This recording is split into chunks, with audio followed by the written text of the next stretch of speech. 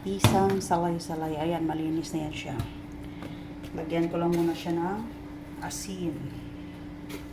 Kamatis at saka sibuyas lang ilalagay ko nito guys. Tapos kalamansi or lemon para mawala ang lansa. Ayan. Sibuyas yan guys. Nagiwa na ako ng sibuyas na pula. Ayan. Lagay natin ang sibuyas na pula. Tapos bali 3 pirasong kamatis. I-chop-chop ko lang yan siya sa maliliit. Tawag nito ay kinamatisang isda o isdang salay-salay. Yan. Yan. Tapos ito may lemon ako. Hiniwa ko na yung lemon. Lemon ang ilalagay ko. Instead na suka, lemon. Para maganda. Pampawala ng lansa. Yan. Isang lemon ang nilagay ko. Yan. Tapos, yan.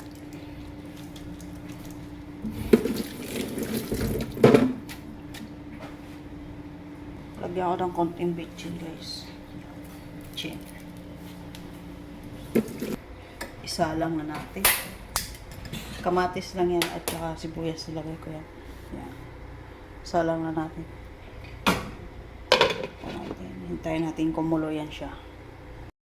Guys, ito na yung ating kinamatisa. Lagyan natin ng laurel. Kunting laurel lang. Pabango lang. Yan guys, hindi ako nagamit ng tubig. Buko naman, kalamansi or lemon lang ang ginamit ko dyan. Tapos ngayon yan, kunti na lang yung sabaw niya. Lagyan natin ng oil or mantika. Yan. Para ang ating kinamatisan na salay-salay. Yan, ganyan lang kadali siya magluto ng kinamatisang isda. Yan. Parang paksiw style siya guys, pero hindi siya paksiw. Kasi kamatis lahat lang nilagay ko dyan. Bali, selving ginawang sabaw niya. Sa kamatis at saka lemon. Diba yung kamatis ay nagsasabaw. Yan.